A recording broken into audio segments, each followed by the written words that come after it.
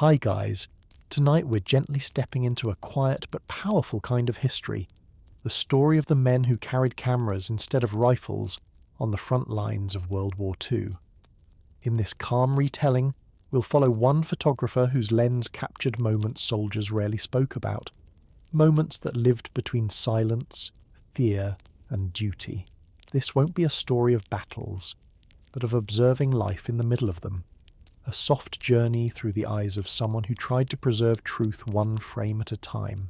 Before we get started, if you enjoy exploring hidden corners of history at a slower pace, make sure to like this video, subscribe to the channel, and let me know in the comments where in the world you're tuning in from. I'd love to connect with you there. And now, let's drift into his world. He used to say the Frontlines didn't roar around him. They hummed, like a distant storm hiding behind a wide horizon. His name was Samuel Hart, a quiet man from Ohio who had once photographed weddings and local fairs, never imagining he would one day stand on foreign soil documenting a war too vast to understand. In the spring of 1942, when he first arrived in Europe, he carried with him only 2 cameras, 6 rolls of film, and a small notebook he kept tucked inside his uniform. The notebook wasn't for stories or dramatic thoughts. It was simply a place to steady his hands, to remind himself that he was still a person who could notice the small details of life. Samuel never rushed. Even in places where most people moved quickly because they felt the air change before danger arrived, he moved with gentle purpose. He believed that if he hurried, he might miss the truth in something quiet, a shadow, a gesture, a look between 2 soldiers, and those quiet things he felt mattered just as much as anything else. He had a way of observing the world as if it was layered, like thin sheets of glass stacked on top of each other. He could stand by a muddy road while supply trucks rolled past and still notice a single wildflower pressed into the ground, trembling from the vibration. He knew he couldn't photograph everything, but he tried to remember every small detail because those details grounded him. The other men quickly grew used to his presence. At first, they wondered why anyone would want pictures in a place where life felt heavy, but within a few weeks they treated him like a quiet anchor.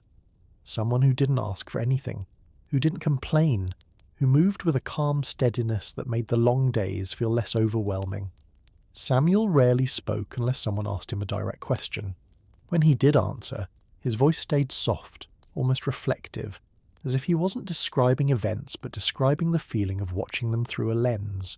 At night, while the others played cards or cleaned their gear, he sat near a lantern polishing the tiny metal edges of his cameras. The slow movement helped him breathe more evenly, helped the world feel organized for a moment. Sometimes a soldier would sit with him and ask what he saw through the camera that they didn't. Samuel never gave dramatic answers. He simply said, "I try to find what's human," and they understood. Because even in war, there were still moments that reminded them of home or youth, or things they once hoped for. Samuel tried to capture those moments, not to change history, but to show that humanity never disappeared, even when everything else seemed uncertain.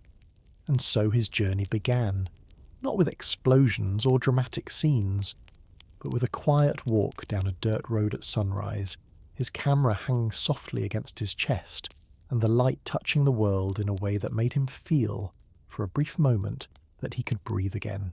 The first morning Samuel walked with the unit, the world around him felt muted, as if wrapped in a thin layer of quiet that softened even the sharpest edges. Soldiers adjusted their packs, tightened straps, and checked maps, but he watched their faces more than their movements.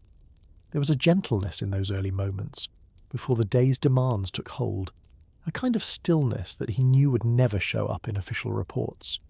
He lifted his camera only once, not to capture drama, but to preserve the calm expressions of men who carried far more than equipment. The path they followed curved through fields that still held traces of winter. Frost lingered along the edges of grass, and each breath formed small clouds that drifted upward before fading into the morning air. Samuel moved near the back of the line, not because he wanted distance, but because it gave him a wider view of everyone, a way to observe the rhythm of their steps. He liked how the boots created a soft pattern in the dirt, not uniform but connected, Some soldiers hummed quietly to themselves, others whispered short jokes or comments about the weather. Samuel wrote small notes in his pocket notebook as he walked. Slow light rising, mud cracking beneath boots, someone laughing behind scarf. He didn't always write full sentences. Sometimes a single word carried enough meaning for him to remember the moment later. The officer leading the group, Lieutenant Mason, had spoken with Samuel the night before. He warned him not to wander too far ahead or fall too far behind. "Stay within sight," Mason had said, not unkindly. "You're one of us, even if your weapon looks different." Samuel understood. He never argued, never tried to carve out a special space for himself. He simply blended into the formation, focusing on what felt meaningful. As they approached a crossroads, the air shifted. Not in a dramatic way, but with a subtle tension that moved through the group. The morning remained quiet, yet something in the landscape felt watchful. Samuel noticed how the soldiers' shoulders straightened, how their gazes sharpened. They weren't afraid. They were alert, sensing the world carefully. He lowered his camera. There were times to take photos and times to simply look, to understand the weight of everything without putting it on film. They paused near a broken fence, and while Mason studied the map, Samuel drifted a few steps aside. He saw a pair of gloves hanging on a fence post, worn and stiff, probably left behind by someone weeks earlier. The fingers curled inward, as if still holding on to something. Samuel felt a quiet tug of recognition. These moments, the unnoticed objects, the things that carried stories without speaking, were what he wanted to preserve. He raised his camera slowly, capturing the gloves with the pale sky behind them. The soft click of the shutter echoed faintly. One of the soldiers glanced his way and smiled. "You see things we miss," the man said. Samuel replied gently, "I see what waits for someone to notice." As they continued walking, he felt a steady calm settle over him. He wasn't chasing photographs. He was collecting fragments of truth, small pieces of life that could otherwise slip away without ever being remembered. The afternoon settled slowly over the landscape as the unit made its way toward a cluster of abandoned farmhouses. Samuel walked near the centre now, moving in quiet harmony with the group, his camera resting lightly against his chest. The sun lingered behind thin clouds, softening everything beneath it, turning distant hills into gentle shapes rather than harsh outlines. He appreciated this kind of light. It made details breathe differently, made shadows stretch in calm, unhurried gestures. As they approached the first farmhouse, the scent of old wood drifted through the cool air. The structure leaned slightly to one side, as if it had been listening to the wind for too many seasons and finally decided to tilt toward it. A broken wagon wheel lay half buried near the door. One soldier nudged it with his boot, watching it wobble before settling again. Samuel crouched, taking a slow breath before lifting his camera to frame the wheel. He didn't rush. He adjusted the angle, waited for the thin cloud overhead to move just enough to soften the shadows, then captured the moment with a gentle click. Inside the farmhouse, the soldiers spread out with practiced ease. Some checked corners, others examined the floorboards for anything useful or out of place. Samuel stayed near the doorway at first, noticing how the light slipped through the cracks between wooden planks. The beams formed narrow paths across the dusty floor, illuminating tiny particles that drifted lazily in the air. He followed them with his eyes, appreciating how even abandoned places held their own quiet beauty. Lieutenant Mason called to him, motioning for him to follow into the next room. Samuel stepped carefully, avoiding loose boards, listening to the muted sounds of boots and shifting gear. In the corner of the room, a chair rested on its side beside a worn-out coat. The coat looked like it had once belonged to someone who took pride in their work. The stitching along the shoulders was steady, and a single wooden button was still attached, carved with a small pattern. Samuel knelt beside it, brushing away a thin layer of dust. He imagined the coat hanging on a hook near the door, worn by someone who had walked these hallways with routine and familiarity. Now it lay here, waiting for someone to acknowledge it before time swallowed it completely. "Go ahead," Mason said quietly, standing behind him, "if you want the shot." Samuel lifted the coat gently and arranged it so the light reached it evenly. He framed the image with care, the texture of the fabric, the curve of the fallen chair, the small trails of dust around them. When he pressed the shutter, the sound felt almost respectful, a soft marking of a moment that would otherwise pass unnoticed. In the next room, the soldiers gathered around a table where scattered photographs lay face down. Samuel joined them, flipping one gently. The image showed a family standing in front of the very farmhouse they were in.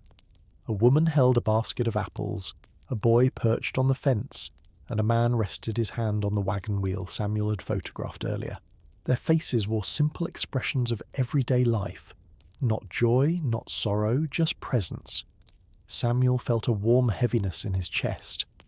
He placed the photograph back exactly where it had been, aligning the edges carefully.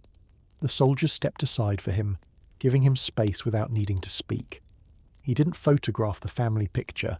Some things, he believed, belonged to memory more than film. Outside, the sky shifted into deeper shades as the sun began sinking. Samuel walked out slowly, looking at the quiet field stretching toward the horizon. He breathed in the cool air and felt grounded again. He wasn't just documenting war. He was preserving the traces of lives that had paused long before he arrived, gentle echoes that deserved to be seen with calm, steady eyes. Evening settled over the landscape with a steady calm, the kind that wrapped itself around the unit like a soft blanket rather than a warning. The sky stretched in long gradients of pale blue fading into muted gold, and a thin breeze carried the scent of dry grass across the open fields. Samuel walked a few steps behind the others as they moved toward a small ridge where they would set up camp for the night. His boots pressed softly into the earth, each step steady, unhurried. He liked this time of day, when light shifted gently, shadows lengthened peacefully, and the world exhaled after holding itself tense for hours. At the ridge, the soldiers dropped their packs with familiar motions. Some sat immediately, stretching their legs. Others collected firewood or prepared to heat rations. Samuel set his bag near a cluster of stones and scanned the horizon before taking out his notebook. He wrote slowly, evening light smooth, air cool. Ridge feels like a pause. Then he placed the notebook beside his camera, letting the quiet settle inside him. Mason approached with 2 tin cups, handing one to Samuel. "Warm tea," he said. "Not good, but better than cold water." Samuel accepted it with a faint smile. They stood side by side, watching the sky dim.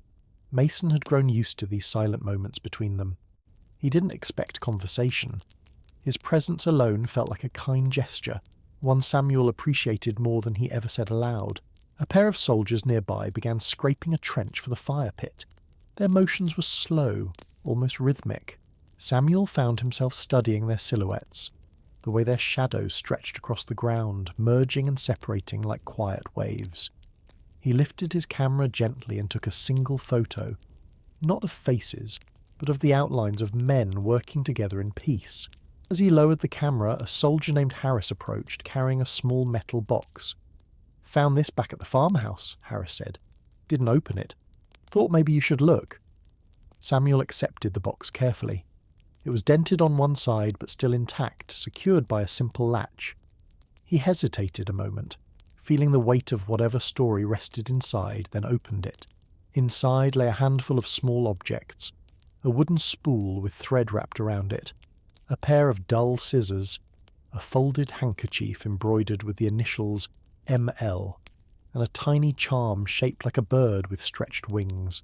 Samuel touched the charm gently with his thumb. The edges were smooth, well-worn, as if someone had held it often for comfort. He imagined soft hands passing it between fingers, perhaps before a long day's work or before stepping outside into an uncertain world. "Belong to the family?" Harris asked. Samuel nodded. "Most likely. Are you going to photograph it?" Samuel looked down at the charm again. "Only one piece," he said softly. "Enough to remember, not enough to disturb." He arranged the charm on the handkerchief, letting the fading light fall across it. The glow highlighted the wings in a soft shimmer, giving the small bird a feeling of motion. He captured the image, then returned everything to the box exactly as he had found it. Later, as darkness crept in, The unit gathered around the small fire. Flames flickered against their faces, creating gentle patterns of light and shadow. The men spoke in low voices about simple things: food from home, letters they hoped would arrive, memories of quiet places. Samuel listened, absorbing their words like soft echoes. He didn't photograph these moments. He wanted the men to have a space untouched by his lens, a space where they were simply themselves. When the fire dimmed, Samuel lay down beside his pack and looked up at the sky. Clouds drifted slowly, revealing patches of stars that shimmered like distant signals. He closed his eyes and let the calm wrap around him. This, he thought, was the real front line. Not the noise, not the tension, but the fragile stillness that settled between each day, waiting to be noticed by someone willing to see it. Dawn rose quietly, smoothing a pale silver light across the ridge where the unit had slept. Samuel woke before most of the men, stirred not by noise but by the soft shift of the air. Morning always felt like a reset to him, a moment when the world arranged itself into gentle shapes before the day introduced tension again. He sat up slowly, brushing dust from his sleeves, and reached for his camera case, checking each latch with calm precision. He liked beginning the day with deliberate motions. They steadied him, allowed him to breathe without the heaviness that sometimes followed long marches. A faint mist hovered over the fields below the ridge, drifting like thin veils across the ground. Samuel watched it move, appreciating how it softened the landscape into something almost dreamlike. He took out his notebook and wrote, "Fog low, horizon blurred, footsteps muted." The soldiers began to stir. Some rubbed their eyes, others stretched stiff shoulders. Harris groaned as he pulled himself upright. "Feels colder than yesterday," he muttered. Samuel glanced at the men, noticing how their movements formed an unspoken choreography. Even sleepy, they understood each other's rhythms. He lifted his camera, capturing a quiet frame of boots lined against the earth, helmets resting on packs, and silhouettes rising slowly into the pale morning. Mason approached, fastening his coat. "We move in 20 minutes, he said softly. "Stay close today. We'll be crossing open fields." Samuel nodded. He knew what open fields meant. Wide spaces where the wind carried every sound, where nothing interrupted sight or silence. These were the places where he photographed the ground more than the sky, focusing on small details that broke the emptiness. When they began walking, the mist clung to their legs for several minutes before lifting. The world slowly cleared around them, revealing a long, narrow road stretching toward a distant tree line. Along the roadside lay scattered remnants of things left behind by people who had passed through weeks earlier. A broken basket, a torn scarf caught on a branch, bits of rope frayed at the ends. Samuel stopped near the scarf. Its faded blue threads fluttered lightly in the breeze, still carrying a faint pattern of embroidered flowers. He touched the fabric gently, then lifted his camera to frame it against the soft light. Harris paused beside him. "You always find the small things." "Small things speak quietly," Samuel replied. "Sometimes that's enough." As they continued, the road curved toward an empty well beside a fallen signpost. The well's stones were cool to the touch, worn smooth by years of hands resting on them. Samuel leaned over carefully, peering into the darkness. He couldn't see the bottom, only faint reflections of the sky rippling across still water.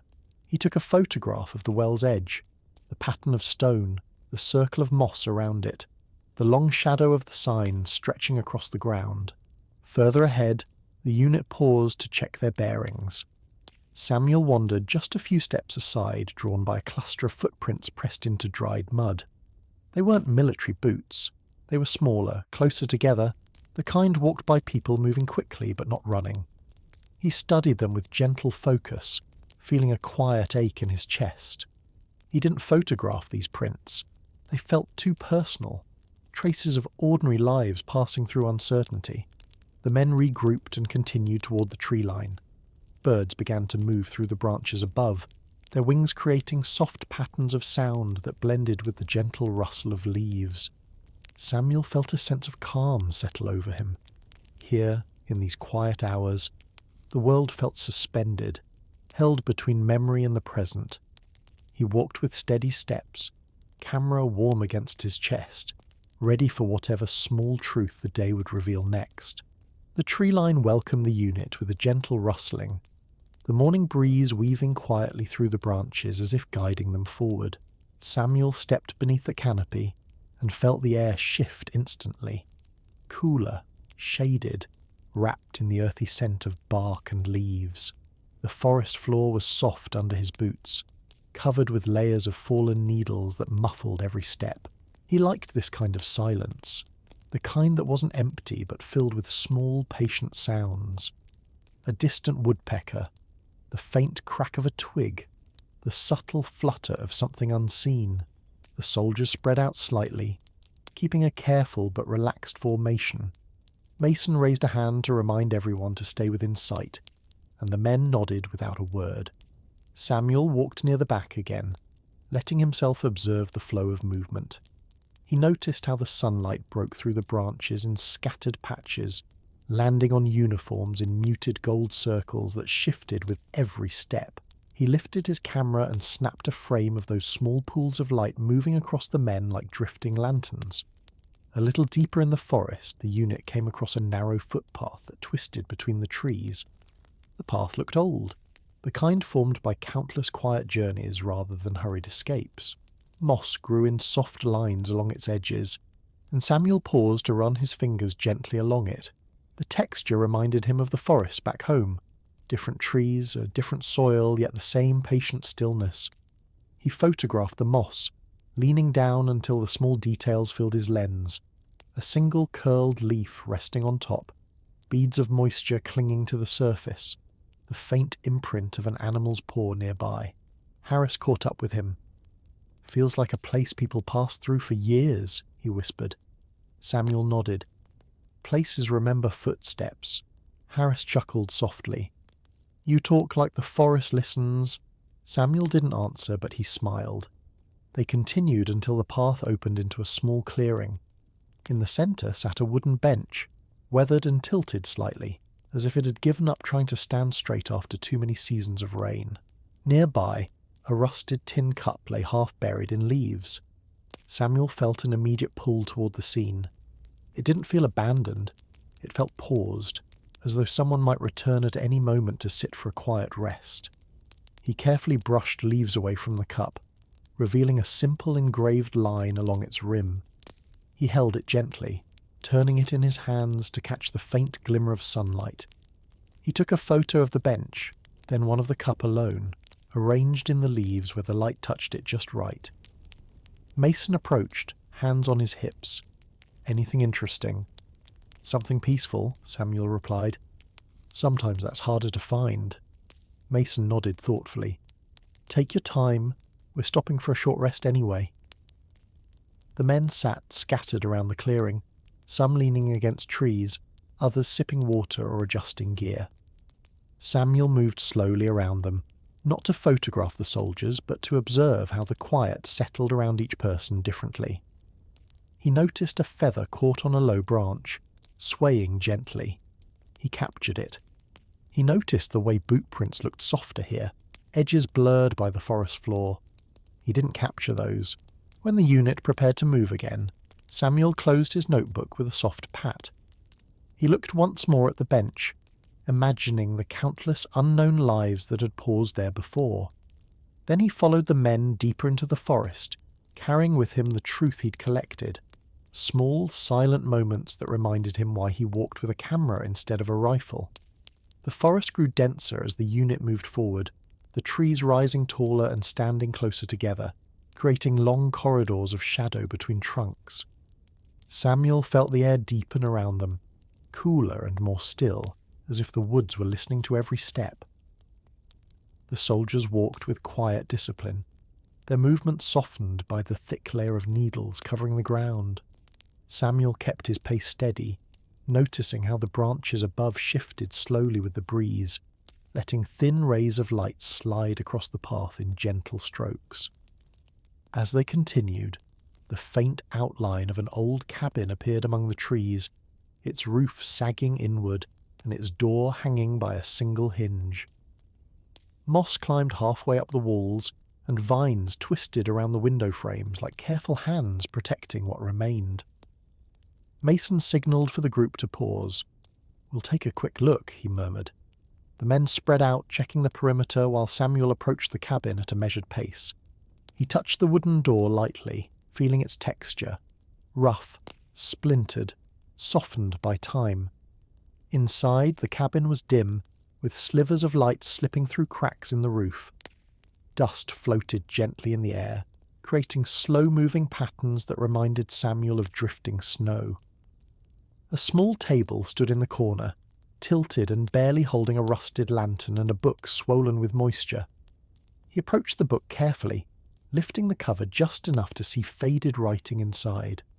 The ink had bled into soft shapes, unreadable but still carrying a sense of someone's presence. He didn't open it further. Some things, he felt, needed to be left to the quiet. He photographed the lantern instead, framing it so the thin beam of light from the roof lined up with its handle. Behind him, Harris stepped inside. "Feels like a place someone used to care about," he whispered. Samuel nodded, still looking at the lantern. Care leaves traces. Outside, the men regrouped while Samuel lingered near a small wooden box that had fallen beside the cabin steps. Inside were tiny carved pieces, small wooden animals, each no larger than a thumb. A deer, a bird, a fox, all smoothed by hands that had held them often. Samuel arranged them gently on a flat stone, letting the soft forest light fall across their shapes. He took one photograph, then returned each carving to the box exactly as he had found them. When they continued deeper into the forest, the sounds grew even softer.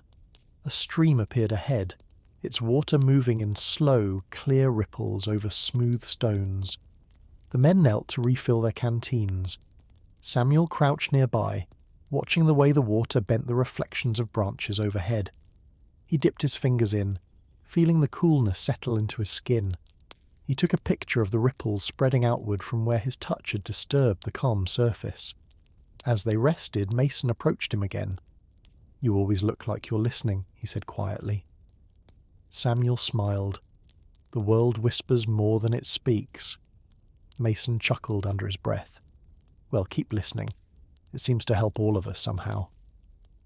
When the unit rose to continue their march, Samuel took one last look at the stream, feeling its quiet linger inside him.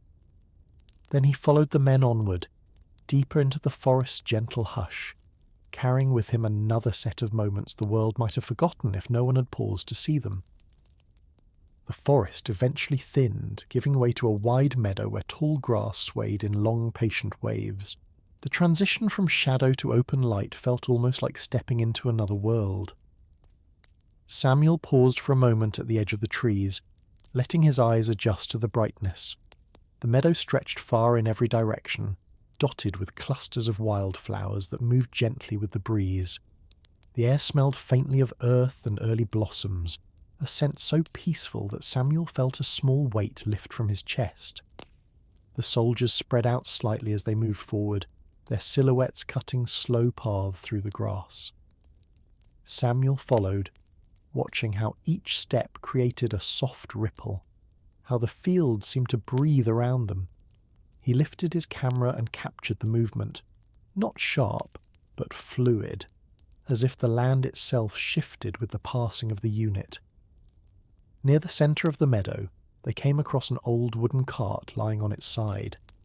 One wheel remained attached, half buried in the soil, while the other lay several feet away. The wood had faded to a pale grey, cracked by years of sun and rain, but Samuel could imagine it once filled with hay or tools or baskets of harvest. Harris approached the cart, nudging one of the planks with his boot. "Looks like it's been here forever," he said. "Long enough to forget what it carried." Samuel touched the cart's frame gently and took a photograph of the wheel still buried in the grass. The blades around it bent softly, framing the old wood in a way that made the entire scene feel like a quiet memory pressed into the earth. Further along the meadow, a narrow stone well came into view. Unlike the one they'd passed earlier, this one stood intact, its stones stacked neatly and its bucket still hanging by a rusted chain. Samuel approached it slowly, drawn to the way sunlight gathered on the rim, warming the stone into soft golden tones. He peered inside. The water was clear, reflecting a perfect circle of sky. He leaned down and raised his camera, capturing the reflection. The pale blue, the thin clouds, the faint outline of his own face blurred by the movement of the water. A light breeze rippled the surface, softening the reflection into a gentle distortion. "You getting anything good?" Mason asked, stepping beside him. "Quiet things," Samuel replied. "The kind that don't ask to be seen." Mason nodded thoughtfully. Sometimes those are the ones worth remembering. As they continued walking, they reached the far end of the meadow where a single wooden post stood upright, its top carved with initials barely visible, JR and LH. Samuel traced the letters with his thumb. The carving had been done with intention, not rushed, not careless. He imagined two people standing here long before the war, perhaps marking a boundary or leaving a small piece of themselves in a place they loved. He took a photo of the carving, letting the soft afternoon light fall across the letters. When the march resumed, the men moved quietly, almost respectfully, as if sensing the meadow carried more stories than it revealed. Samuel looked back once, watching the tall grass sway behind them, slowly erasing their path. He felt grateful for the calm the meadow had offered, a brief pause between stretches of unknown terrain.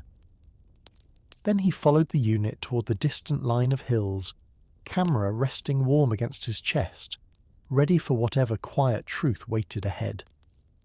The meadow eventually gave way to a series of gentle hills, their slopes rising and falling like slow breaths beneath the afternoon sky. The unit moved steadily upward, boots pressing into soft soil that crumbled slightly with each step.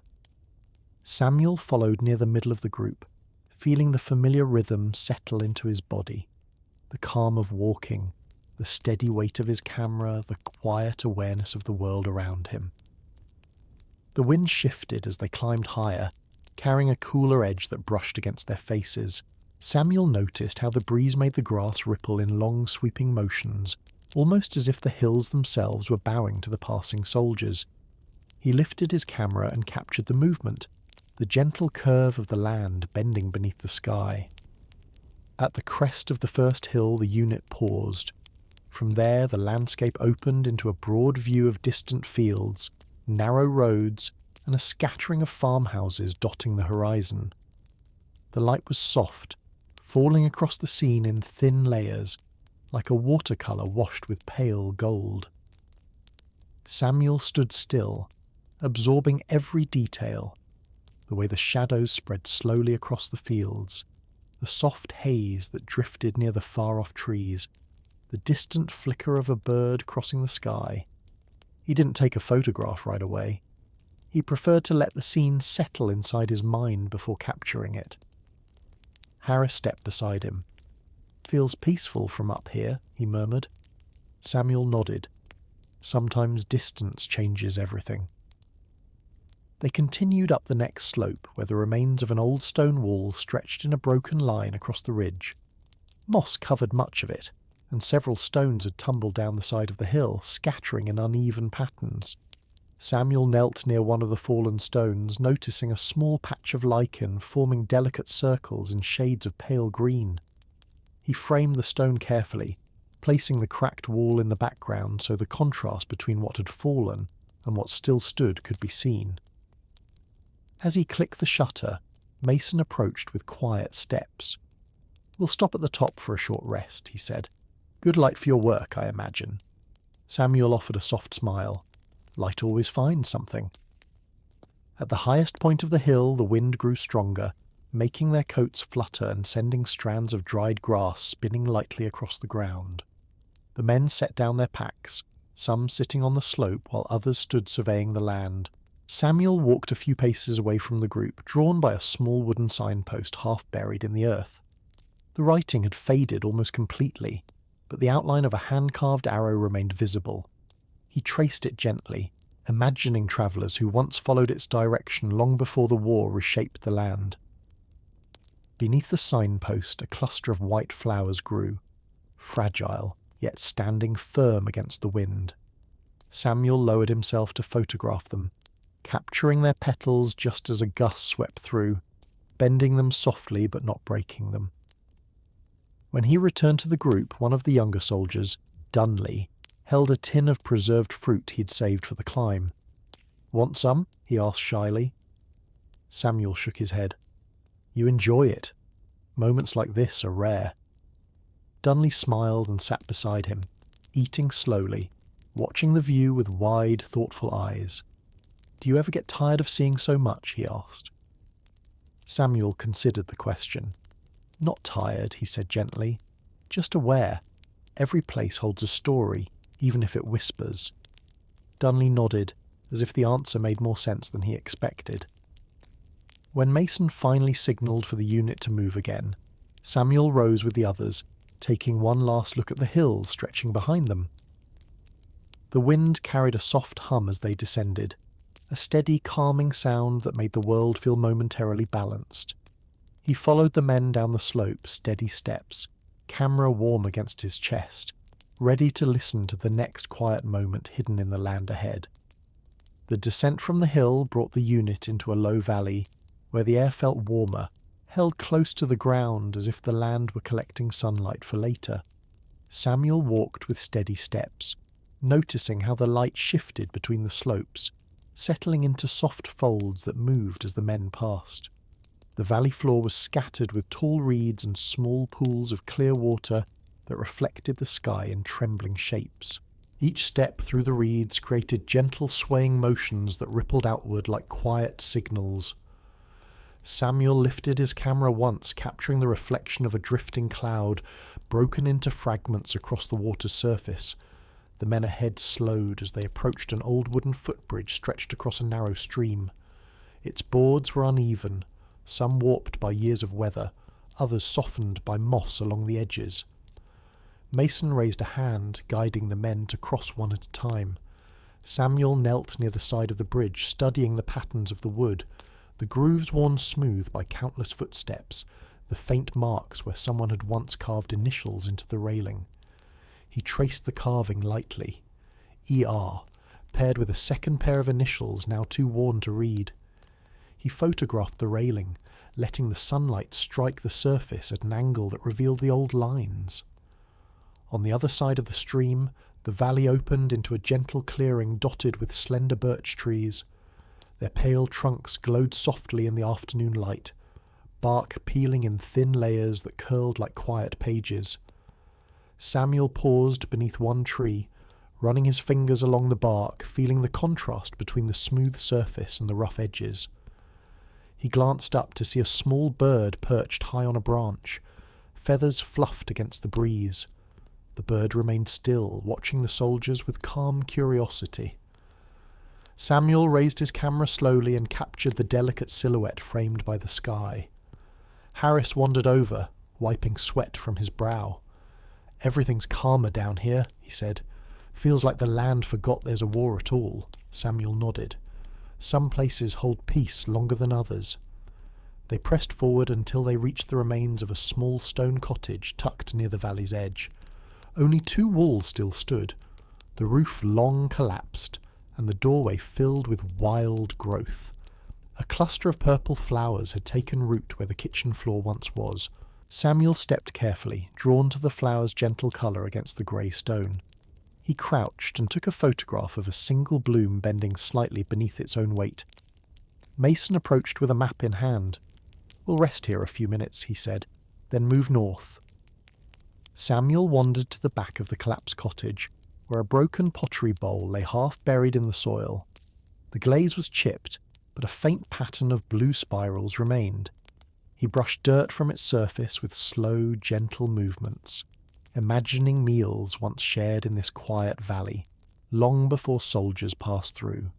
He didn't photograph the bowl. Some things felt too intimate, too connected to lives he would never know. As the unit prepared to continue, Samuel looked out across the valley once more. The reeds swayed, the stream whispered, and the birch trees shimmered softly in the fading light. He felt the calm settle into him, steady and grounding. Then he followed the men onward, carrying with him the valley's quiet, unspoken stories. The path leading out of the valley curved gently upward, guiding the unit toward higher, drier ground. The afternoon light softened as thin clouds drifted across the sun, turning everything into muted tones of gold and grey. Samuel walked with slow, mindful steps, letting the calm rhythm of the march settle into his breathing. The air felt cooler here, carrying faint scents of pine and distant smoke, not threatening but lingering, like the memory of a fire long extinguished. As they reached a small rise, the land opened into a quiet stretch of terrain scattered with low shrubs and smooth stones. The earth here was pale, almost chalky, and the soldiers' boots left soft prints behind them. Samuel paused to study the way the wind shaped dust into delicate spirals before letting them fall apart again. He raised his camera to capture one of those brief formations, timing the shot just as the breeze shifted, sending the dust drifting upward like a small sigh. The unit continued toward a cluster of solitary trees that stood spaced evenly, as if carefully placed by someone's thoughtful hand. Beneath the largest tree lay an old wooden crate, its lid cracked but still attached. Samuel knelt beside it, brushing away a thin layer of dry leaves. Inside were only remnants: a strip of cloth, a rusted spoon, and a faded photograph of a dog sitting proudly beside a pair of boots. The image had curled at the edges, but the dog's posture still held an air of loyalty and calm. Samuel studied it quietly, feeling a small warmth in his chest. He photographed the crate with its contents arranged as he found them, letting the gentle light fall across the worn objects. Harris wandered over. "Another story in a box," he murmured. "Feels like these things were left for someone to remember." Samuel replied softly, "Sometimes objects carry more truth than words." As they moved on, the ground shifted again, becoming rocky and uneven. The men stepped carefully, their silhouettes stretched long by the descending sun. Samuel noticed a single metal cup lying on its side among the stones. It rocked slightly in the breeze, creating a soft clinking sound that echoed gently through the stillness. He took a quick photo, not of the cup itself, but of its shadow, long and thin against the pale earth. The path eventually narrowed near a small ravine where water once flowed, but now only held scattered puddles. Samuel crouched beside one, watching the sky reflected in its shallow surface. The reflection trembled slightly from the wind, making the clouds appear to drift faster than they actually did. He touched the water lightly, feeling the coolness spread across his fingertips before pulling his hand back. Mason approached. "We'll camp farther ahead," he said quietly, "but we can pause here for a moment." The men sat on scattered rocks, resting quietly, their breaths slow and steady. Samuel walked a few steps away, noticing a bent metal sign half buried in the soil. Most of the writing had worn away, but one word remained clear: home. He stared at it for a long moment. He didn't photograph it. Some things he felt were better carried in memory than in film. When Mason finally signalled to move, Samuel took one last look at the ravine, the puddles, the lone sign. The light was fading, softening the edges of everything until the world felt hushed again. Then he followed the unit up the path, camera against his chest, holding the valley's quiet remnants gently in his mind. The path gradually rose toward a ridge where the terrain changed once again, shifting from pale soil to firmer ground dotted with patches of dry grass. The late afternoon sun cast long shadows that reached across the landscape like gentle, stretching arms. Samuel walked quietly among the others, feeling the weight of calm that often settled near day's end. The air held a mild chill, the kind that hinted at night approaching but didn't rush it. Ahead, the ridge levelled into an open stretch overlooking a distant valley. Mason signalled for a halt, giving the men a chance to breathe. Samuel stepped a few paces aside, letting the breeze wash over him. The view below was layered: rolling fields, thin lines of roads and small clusters of trees collecting in soft curves. He let the scene rest in his eyes before raising his camera. He captured the delicate blend of colours as the sky shifted from pale gold to early tones of blue. As the men rested, Samuel wandered toward a solitary tree standing near the ridge's edge. Its branches were bare but not lifeless. Instead, they curved upward with quiet resilience, forming an almost symmetrical shape against the sky.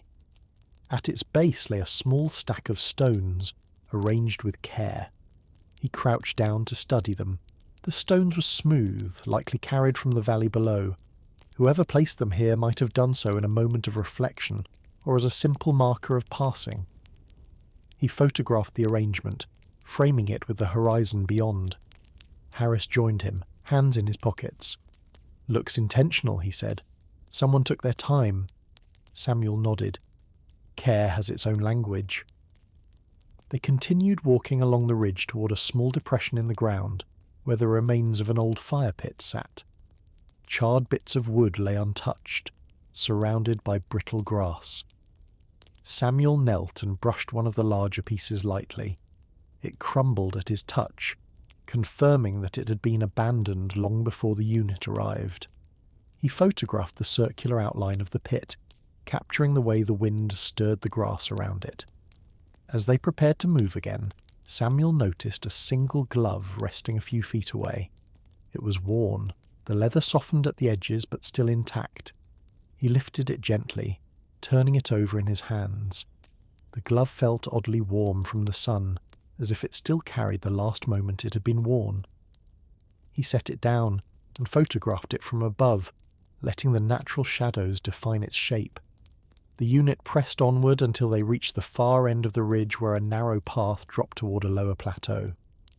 Before descending, Mason called for one last short pause. Samuel stepped toward the edge, drawn by a cluster of small yellow flowers pushing through a crack in the rock. Their petals fluttered lightly in the breeze, delicate yet unwavering. He captured them with a soft click, pleased by how the flowers contrasted with the rough stone beneath them. Dunley approached quietly, holding his canteen. "Hard to believe these places exist in the middle of everything," he murmured. "Feels like they're untouched." "Some places keep their peace," Samuel said, "even when the world doesn't." As the men prepared to descend, Samuel looked back once more at the ridge. The stones, the tree, the glove, the fading light. The air carried a gentle stillness, as if the land itself were pausing before night. Then he followed the unit down the path, step steady, camera warm against his chest, ready to listen for the next quiet story hidden in the coming dusk.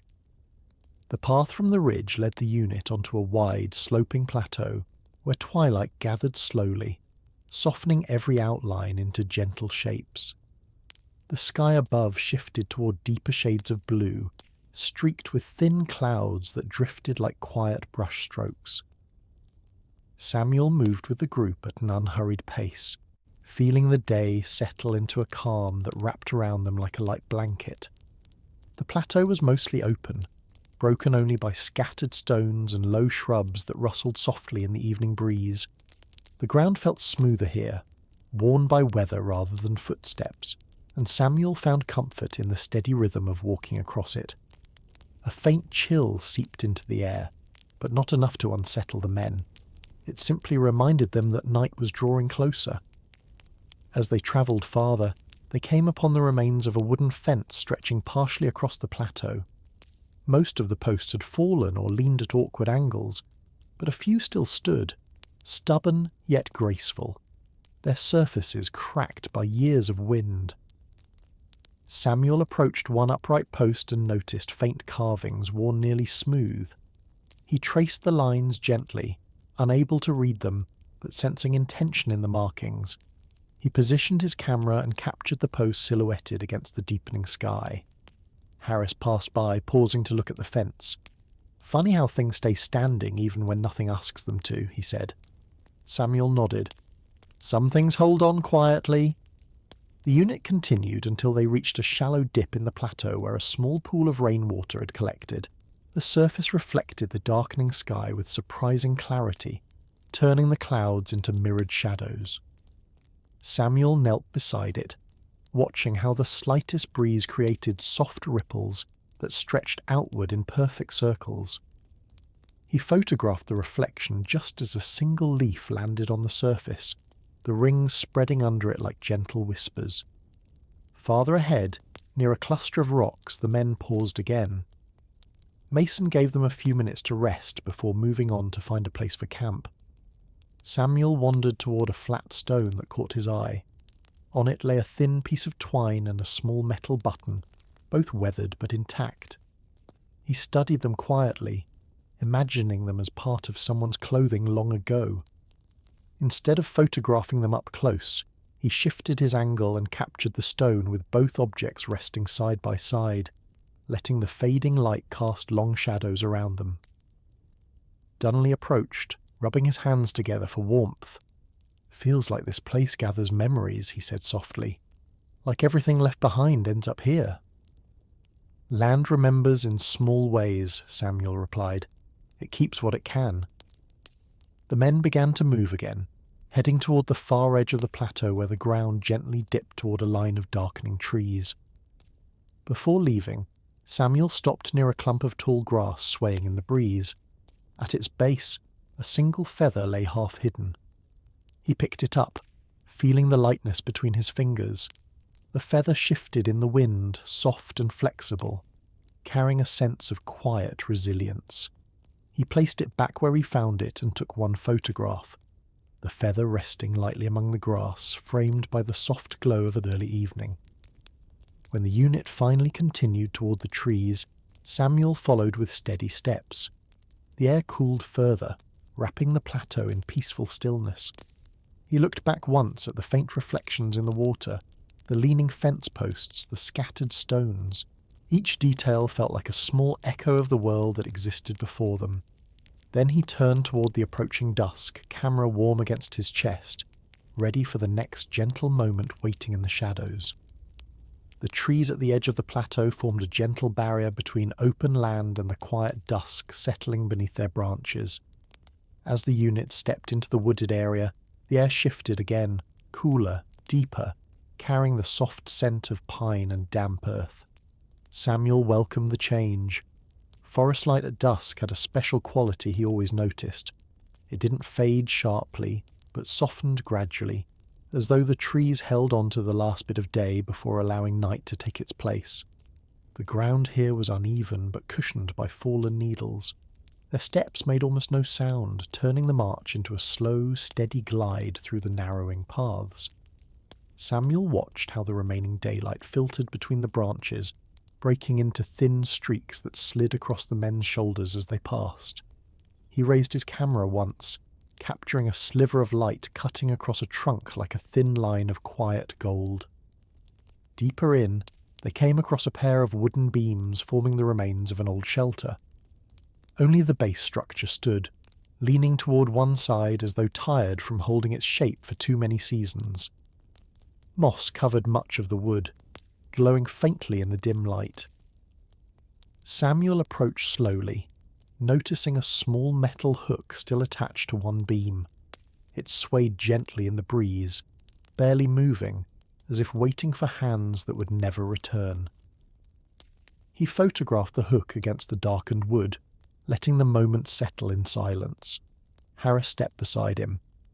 "Looks like someone tried to build something here," he whispered. "Or rebuild," Samuel replied.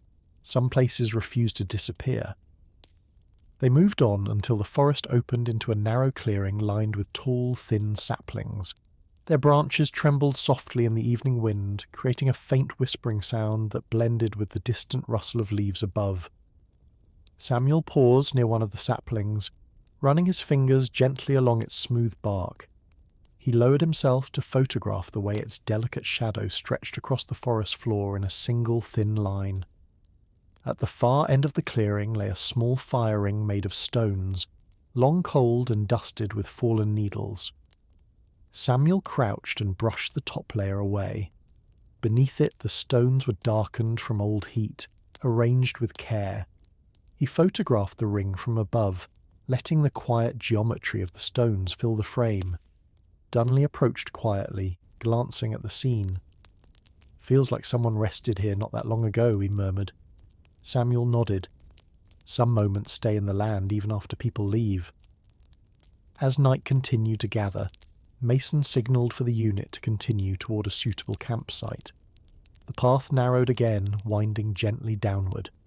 Along the way, Samuel noticed a small wooden figurine wedged between two roots, a carved horse, its legs worn and its head tilted slightly upward. The simplicity of the carving made it feel personal, something carried by someone who found comfort in small things. Samuel didn't move it. Instead, he took one quiet photograph and left it exactly where it rested. Eventually the trees thinned slightly, revealing a patch of ground suitable for camp. The men set down their packs, speaking in low voices that blended with the evening sounds. Samuel stepped aside, letting his eyes adjust fully to the dimness. The world felt calm, wrapped in a hushed blue. He looked back through the trees, at the saplings, the fire ring, the leaning beams, each detail carrying a small echo of lives that passed through long before them. Then he joined the others, camera warm against his chest, ready to hold the night's quiet in the gentle space between one breath and the next. Night settled fully around the unit as they prepared their quiet campsite beneath the shelter of tall pines. The sky above was barely visible through the branches, only small fragments of deep blue showing between the needles. Samuel moved with slow, deliberate motions, helping arrange gear and clearing spots for the men to rest. The forest around them felt calm, not silent, but filled with the gentle sounds of nighttime, distant insects humming, leaves brushing lightly against each other, and the soft movement of air shifting through high branches. Once the camp settled, a small lantern was lit, its dim glow creating a warm circle of light on the forest floor. The shadows it cast stretched long and fragile, swaying gently with every flicker. Samuel sat near the edge of the glow, polishing the metal edge of his camera in slow, rhythmic strokes. It was a habit that helped him breathe evenly, grounding his thoughts after long stretches of walking and observing. Harris sat down beside him, pulling off his gloves. "You ever get tired of seeing so much quiet?" he asked softly. Samuel shook his head. "Quiet holds more truth than noise," he replied. Harris chuckled under his breath. "Maybe that's why you catch things the rest of us don't." While the others ate their rations or murmured in low conversation, Samuel stepped away from the lantern and wandered a short distance into the darker part of the forest. He liked observing how the world looked when light was scarce, how shapes softened, how branches turned into silhouettes, how every outline seemed to breathe in its own slow rhythm. A fallen log caught his eye. Its surface was covered with long streaks of pale fungi glowing faintly under the lantern's distant light. Samuel crouched and raised his camera, letting the dim illumination shape the patterns into gentle curves. He captured the scene with a quiet click, careful not to disturb the stillness around him. Farther ahead, he noticed a cluster of rocks arranged in a small circle. They didn't look natural. The stones were too evenly spaced, as if placed deliberately by someone who once sought a moment of reflection in this secluded spot. Samuel examined them closely, brushing away a thin layer of pine needles. In the centre lay a single smooth stone, darker than the others. He left it untouched but photographed the arrangement from above, framing it so the surrounding shadows formed a softer border around the circle. As he returned to camp, he spotted a thin strip of cloth caught on a low branch, a small scrap of fabric fluttering lightly in the breeze. It was faded, but a faint pattern remained along one edge, suggesting it once belonged to someone's scarf or sleeve. Samuel gently freed the cloth from the branch, weighed it in his hand for a moment, then placed it back exactly where it hung.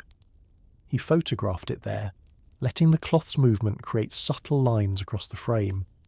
When he rejoined the men, Mason approached him with a quiet nod. "We'll move early tomorrow," he said. "Terrain ahead gets rougher. Rest while you can." Samuel settled near his pack, looking once more at the surrounding trees. The lantern's glow softened the forest into gentle shapes, and the air felt cool but not harsh. He lay back slowly, letting the quiet wrap around him. Before closing his eyes, he lifted his camera briefly, feeling its familiar weight. Tomorrow would bring new landscapes, new traces of lives once lived, new quiet moments waiting to be seen. For now, he listened to the steady breathing of the men around him and the soft whisper of the night, letting the stillness settle gently into his thoughts. Morning arrived softly, slipping through the branches in thin strands of pale gold that touched the forest floor in narrow, trembling lines. Samuel opened his eyes to the gentle brightness above, feeling the shift in the air before the camp fully stirred. The night's coolness lingered, but it carried no sharpness, only a calm reminder that a new day had quietly begun.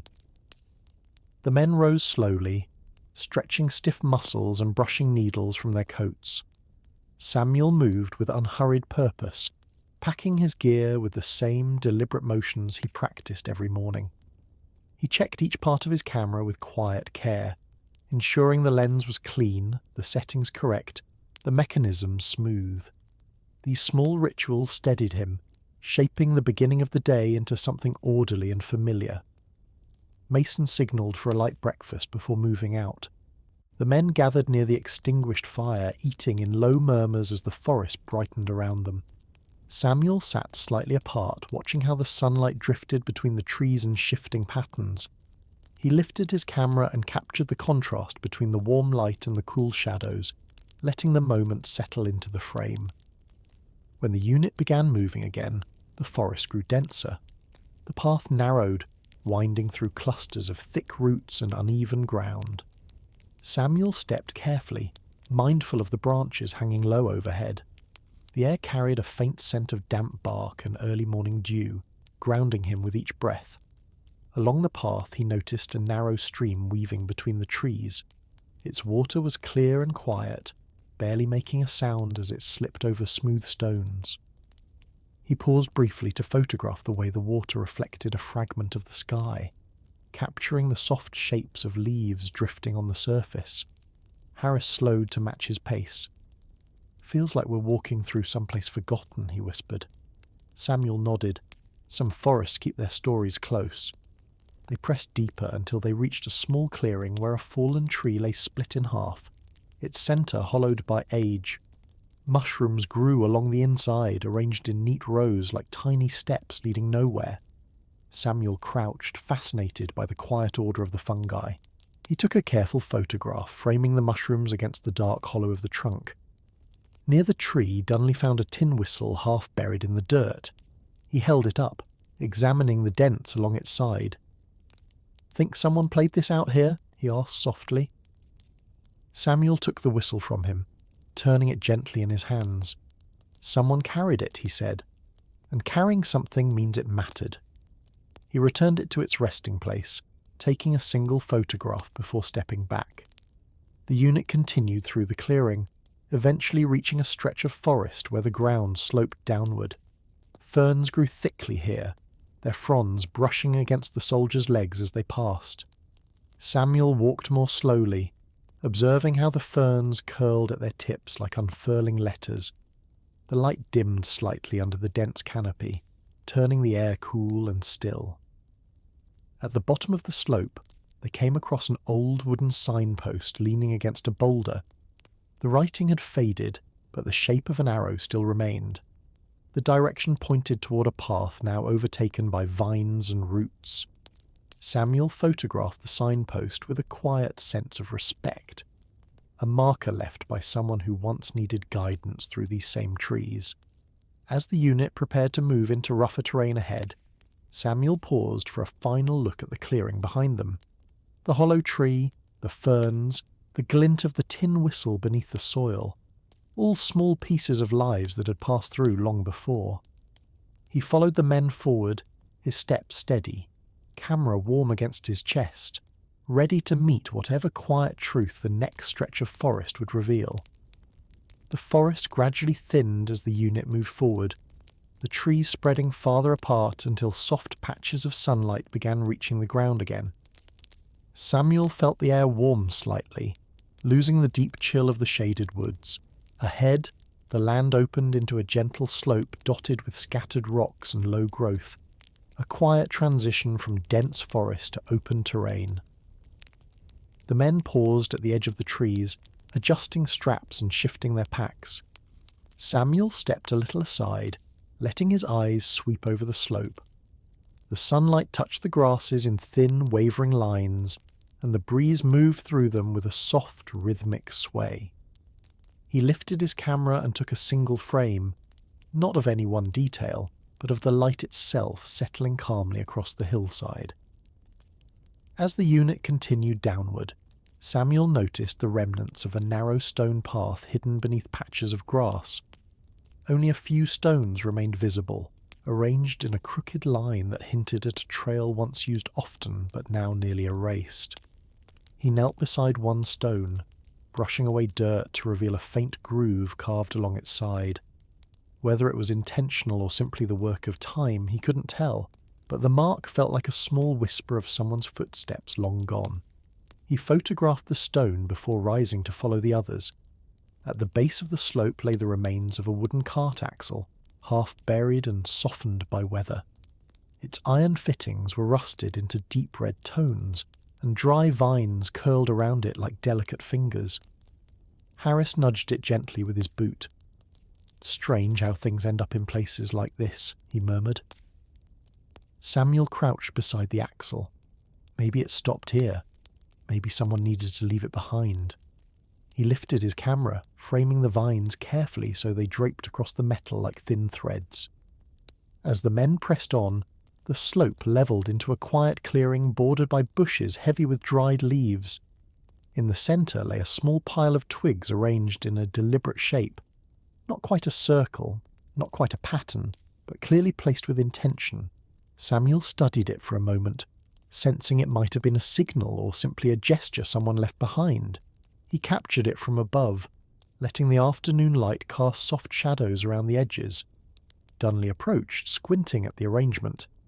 "Think it meant something?" Samuel replied gently. "Even small things mean something to someone." Beyond the clearing, the land sloped downward again, this time toward a shallow ravine filled with smooth stones and thin trickles of water. The men stepped carefully, their movement slowed by the uneven ground.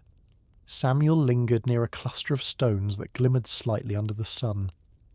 One stone had a thin crack running through it, filled with a line of moss that had grown in perfect symmetry. He crouched and photographed the crack with the moss glowing softly inside it, a small piece of quiet persistence hidden in plain sight. When he rose, Mason approached with a nod. "Terrain gets tricky ahead," he said. "Stay close." Samuel followed him through the ravine, stepping over stones that shifted gently underfoot. The sound of their movement blended with the faint trickle of water, creating a soft rhythm that carried them forward. On the far side, a lone wooden stake stood upright, weathered but steady. A small piece of string fluttered from its top, faded to almost white. Samuel paused, touched the string lightly, then photographed it as it swayed in the breeze. As the unit regrouped and prepared to climb the next rise, Samuel looked back at the ravine. The stones, the moss, the twisting water. Everything felt calm, worn, and quietly enduring. He lifted his camera strap higher on his shoulder and followed the men upward, ready for whatever quiet moment waited beyond the next hill.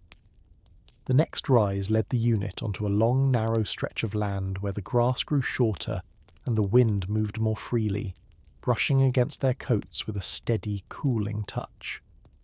Samuel felt the terrain shift beneath his boots, firmer, drier, shaped by years of quiet weather rather than recent footsteps. The sky above widened, no longer broken by trees, and the light softened into early afternoon hues that blended gold with pale blue. As they walked, Samuel noticed the faint outline of an old boundary line marked by scattered stones placed at uneven intervals. Some had sunk halfway into the soil, others leaned at gentle angles worn smooth by time. He paused beside one of the stones, running his fingers along its rounded surface. A thin trail of lichen curled across its face like a delicate brushstroke. He lifted his camera, capturing the stone from a low angle so the sky formed a soft halo behind it. Harris glanced back toward him. "You always know what to look for," he said quietly. Samuel replied, "The land leaves small signs. They're easy to miss when you move too fast." The group continued toward a shallow dip where a wooden post lay collapsed beside the path. The top half had splintered, revealing a darker interior untouched by weather. A single metal nail clung to the wood, rusted but still gripping firmly. Samuel knelt to examine it, fascinated by how the nail's shadow fell in a thin, perfect line across the fractured surface. He photographed it gently, then returned to the group. Farther ahead, the terrain shifted again, revealing a patch of earth dotted with dried wildflowers. Their stems were brittle, but the petals still held traces of colour, faded yellows and soft purples that clung stubbornly despite the changing seasons. Samuel crouched near one flower, whose petals curled inward like folded hands. He took a quiet photograph before rising. Dunley approached with a canteen in hand. "Strange," he said. "How even the old flowers look peaceful." Samuel nodded. "Some things fade slowly so they can still be seen." They moved on until they reached a narrow ridge overlooking a shallow basin. At the centre of the basin stood the remains of a small wooden cart, almost entirely collapsed. Only the frame remained, leaning inward like a fragile skeleton. A single wheel lay nearby, half buried in dust. Samuel descended carefully, drawn to the wheel's shape. He brushed away the dry soil and found a faint pattern carved along its rim, a decorative line that suggested the cart once belonged to someone who valued simple beauty. He photographed the wheel so the shadows fell across the carved pattern in gentle arcs. Mason signalled for a brief rest, and the men took seats along the ridge. Samuel wandered a few steps farther and discovered a short length of rope tied around a post driven into the ground. The rope had frayed into thin strands, each one catching the light in a different way. He didn't touch it. He simply photographed it as it swayed softly in the breeze. When the rest ended, the group prepared to continue toward the far side of the basin. Samuel looked back once more, at the rope, the wheel, the scattered flowers, the stones marking a forgotten boundary. Everything felt calm, patient, waiting for someone willing to notice the quiet truth settled gently into the land. Then he followed the unit forward, the wind brushing softly against his coat, his steps steady, the next moment already forming in the silence ahead. The basin gradually rose into a gentle slope, guiding the unit toward a quieter stretch of land where the wind softened and the earth turned smoother underfoot. Samuel walked with calm, measured steps, noticing how the sunlight filtered through thin clouds, creating a muted glow across the terrain. The afternoon felt still, as though the world had paused for a brief moment between breaths. As the men moved forward, Samuel spotted a line of old fence posts stretching along the slope. Only 3 remained standing, each leaning slightly but still rooted firmly in the ground. The wires between them had long since fallen, leaving only small metal loops clinging to the wood. Samuel touched one of the posts gently, feeling the rough texture softened by years of weather. A single strand of wire lay tangled at its base, catching faint glimmers of light. He photographed the post, framing it against the open sky so its worn edges showed clearly. Harris walked past and glanced toward the scene. "Hard to imagine what this place looked like when everything was whole," he murmured. Samuel nodded. Time turned sharp edges soft. They continued upward until the ground levelled into a wide open stretch where patches of short grass blended with scattered stones. Near the centre lay a small wooden crate, partially collapsed and filled with dried leaves. Samuel brushed some aside and discovered a small brass buckle inside, tarnished but still intact. It must have once belonged to a belt or bag. He placed it back carefully and took a photograph of the crate as the wind stirred the leaves inside, creating a soft rustling.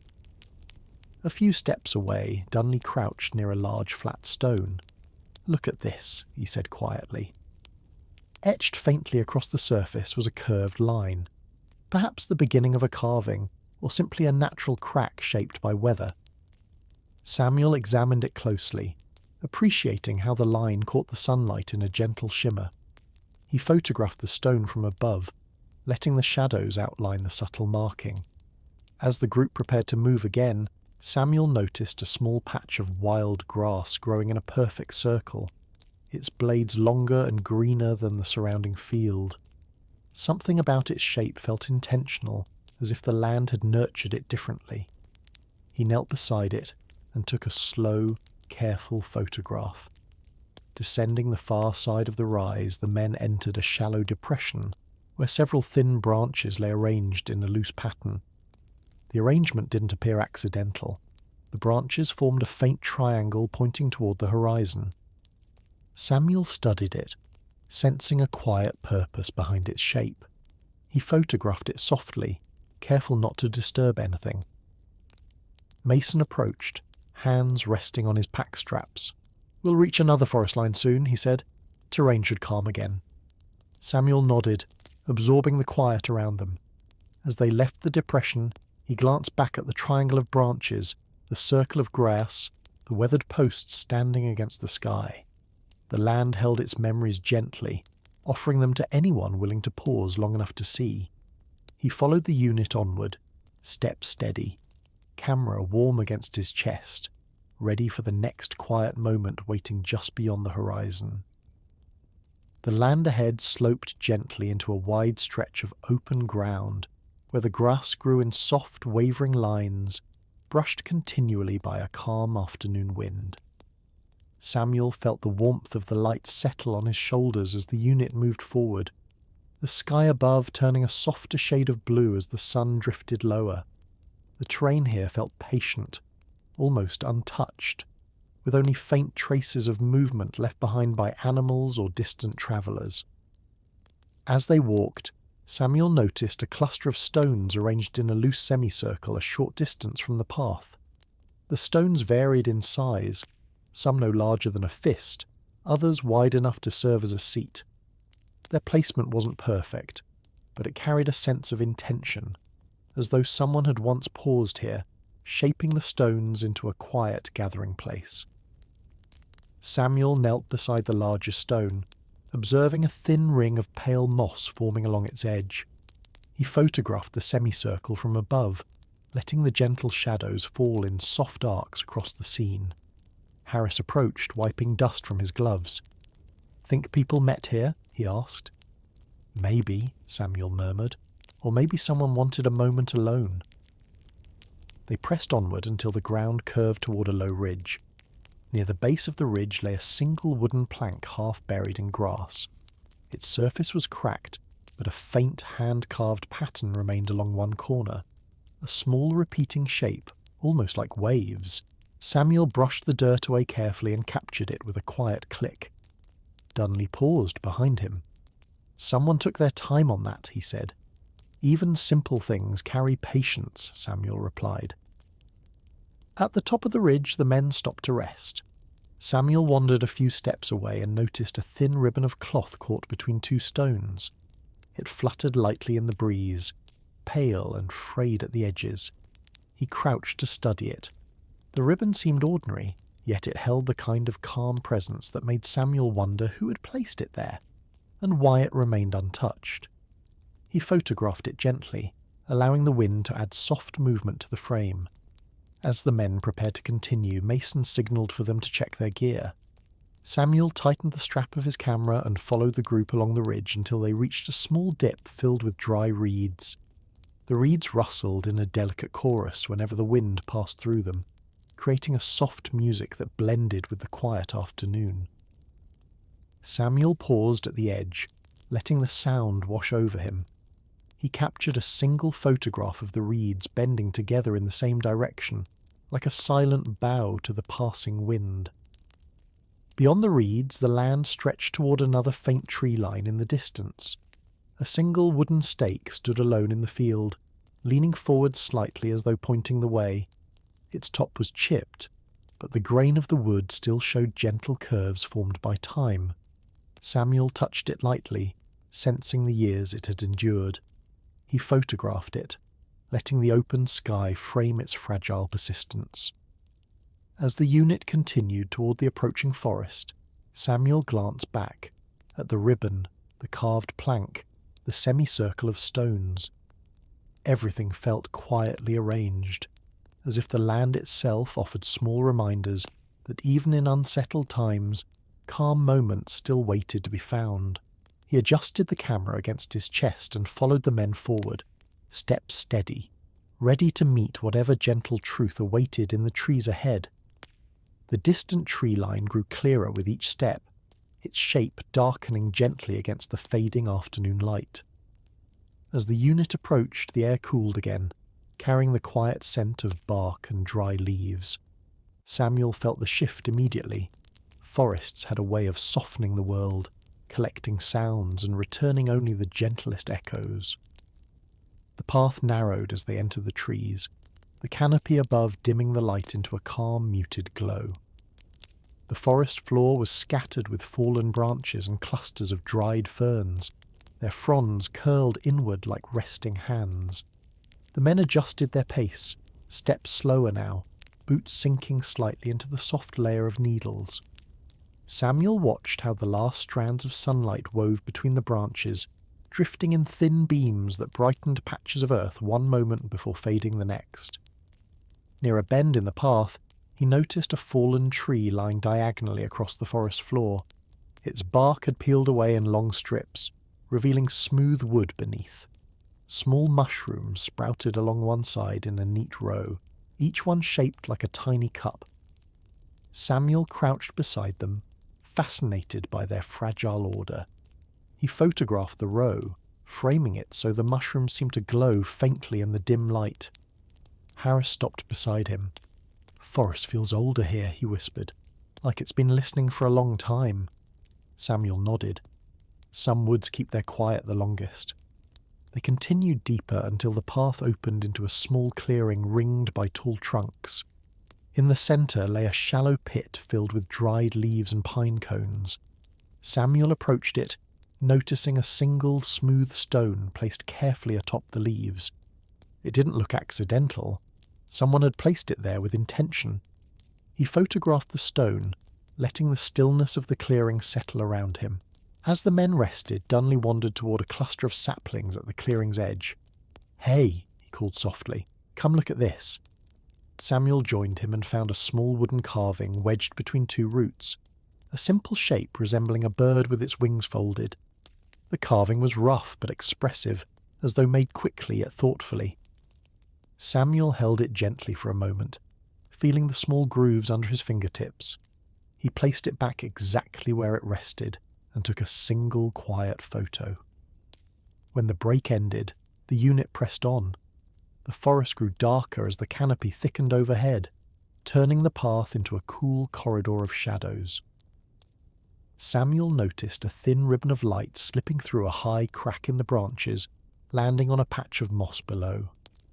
The contrast felt soft and peaceful. He captured it before moving to catch up with the group. At the far end of the forest, the light began to brighten again. A faint opening appeared between the trees, revealing a pale stretch of sky beyond. Mason raised a hand. "We'll reach open ground soon," he said. The men adjusted their gear, preparing for another shift in terrain. Samuel looked back once more at the clearing, the carved bird, the silent stone. The forest held its memories gently, offering them without urgency. He lifted his camera strap higher on his shoulder and followed the men toward the approaching light, ready for the next quiet space waiting beyond the trees. The forest slowly released them into a wide stretch of quiet land, where the light broadened again, settling across the earth in soft, even tones. Samuel stepped out after the others, feeling the shift immediately. The air was lighter here, touched by open sky rather than the filtered gloom of branches. The ground sloped gently downward, covered in short grass that rustled softly in the breeze. A faint path ran ahead, its edges barely visible, worn smooth by time rather than frequent travel. As the unit followed it, Samuel noticed a cluster of stones arranged in a narrow line along the path's edge. Each stone stood upright, spaced evenly, though many leaned slightly as if bowing under years of weather. He paused beside one taller stone, running his fingers along its rough surface. A thin crack ran through its centre, filled with wisps of dried moss. Samuel lifted his camera and captured the detail, framing it so the sky softened the edges. Harris slowed to look as well. "Whoever placed these," he said quietly. "They wanted them to last." Samuel nodded. "Even small markers can endure." The group continued until the land dipped into a shallow hollow, where tall reeds swayed in hushed unison. Their tips brushed softly against each other, creating a faint whispering that mingled with the wind. Samuel approached the reeds, noticing how their shadows stretched across the hollow in thin, bending lines. He took a photograph from a low angle, letting the shadows form delicate patterns in the frame. Dunley crouched beside a fallen log near the edge of the hollow. "Look," he murmured, pointing. Resting atop the log was a small metal cup, dented along one side but still intact. A few dried leaves had collected inside. Samuel picked it up gently, feeling the cool metal against his palm. The cup carried no distinct markings, yet it held the sense of something once used often. He placed it back on the log and photographed it as the breeze stirred the leaves around it. Farther ahead, the path narrowed between two low mounds. On one mound lay a strip of linen, half buried in the grass. Its fibres were frayed, and a faint pattern ran along one edge, a faded line of stitching in soft blue. Samuel knelt to study it, imagining the hands that once worked the thread through the cloth. He photographed it before carefully returning it to place. Mason called for a short rest near a patch of flat stones warmed by the afternoon sun. The men lowered their packs and sat quietly, taking in the calm of the open land. Samuel wandered a few paces away, noticing a cluster of small white flowers growing near the base of a stone. Their petals trembled lightly with each gust of wind. He captured them gently, framing the flowers against the muted earth. As the rest ended, the group prepared to move toward the faint outline of another rise ahead. Samuel glanced back at the linen, the cup, the standing stones softened by moss. Each small fragment felt like a quiet memory waiting patiently in the landscape. He followed the men up the path as the breeze shifted softly around them, ready for whatever gentle story the next stretch of land would reveal. The rise ahead unfolded gradually, its slope gentle and steady, leading the unit toward higher ground where the air felt clearer and the wind moved with a smoother rhythm. Samuel walked a few steps behind the group, letting his gaze drift across the landscape. The sunlight softened as afternoon edged toward evening, turning the sky into a pale canvas brushed with faint streaks of gold. At the top of the rise, the terrain levelled into a wide, open stretch scattered with low shrubs and smooth stones. The wind carried a quiet hum through the bushes, creating a soft, wavering chorus that seemed to echo from every direction. Samuel paused near one of the shrubs, noticing a single dried seed pod hanging from a delicate stem. Its surface was textured with fine ridges, each one catching the light differently. He raised his camera and captured the pod gently swaying in the breeze. Harris approached with slow steps. "Feels peaceful up here," he said, "different from the forest." "Every place holds its own kind of quiet," Samuel replied softly. They continued until they reached a narrow depression in the ground. At the centre lay a circle of stones arranged with surprising symmetry. Each stone had been placed carefully, their tops aligned as if someone had taken time to ensure the pattern held a meaning. Samuel stepped closer. In the middle of the circle rested a feather, long, pale, barely holding its shape. He photographed the scene from above, preserving its calm, deliberate arrangement. Dunley joined him, glancing at the pattern. "Looks like someone was marking something," he whispered. "Or remembering something," Samuel answered. Moving on, the unit followed a faint trail that wound between patches of tall grass. Near the trail's edge lay a narrow piece of wood with one end carved into a shallow groove. The wood was smooth, shaped by careful hands. Samuel picked it up gently, studying the groove with quiet curiosity. It felt like part of a larger object, perhaps once useful, now left behind. He placed it back where he found it and captured it with a soft click of the shutter. The men paused near a cluster of stones warmed by the fading sun. Samuel wandered a few steps beyond them and discovered a small hollow in the ground lined with dried leaves. At its centre lay a single acorn, untouched, resting as though placed deliberately. There was something peaceful about its stillness, the way it seemed to occupy the space as naturally as the grass and stones around it. Samuel photographed the acorn, letting the shadows form gentle curves around it. As the unit prepared to move again, Mason gestured toward a distant line of shrubs marking the edge of the rise. "We'll head down that way," he said. "Should reach a sheltered area before dusk." Samuel adjusted his camera strap and followed, feeling the wind shift slightly as they approached the slope. Before descending, he glanced back one last time, at the feather resting in the stone circle, the carved piece of wood, the quiet acorn in its hollow. Each small detail felt like a whisper from the land, preserved only because someone paused long enough to notice. He turned toward the path ahead, stepping into the gentle descent, ready for the next quiet story waiting in the deepening light. The descent from the rise brought the unit into a quiet stretch of sloping ground where the grass grew thicker, brushing lightly against their boots as they moved. The wind had softened, carrying only a faint, steady whisper that drifted across the land. Samuel breathed in the cooler air, sensing the day easing slowly toward evening. The light deepened into warm tones, settling across the terrain like a gentle veil. At the base of the slope, the path curved toward a patch of uneven earth dotted with small stones. Samuel paused near one, noticing a perfectly round pebble resting among the rougher fragments. Its surface was smooth, worn down by years of weather. He lifted his camera and captured the pebble where it sat, framed by the contrasting shapes around it. Harris slowed beside him. "Funny how a single stone can stand out so much," he murmured. Samuel nodded. "Sometimes the simplest things ask the most to be seen." The unit continued until they reached a narrow stretch where dried branches had collected in a natural drift.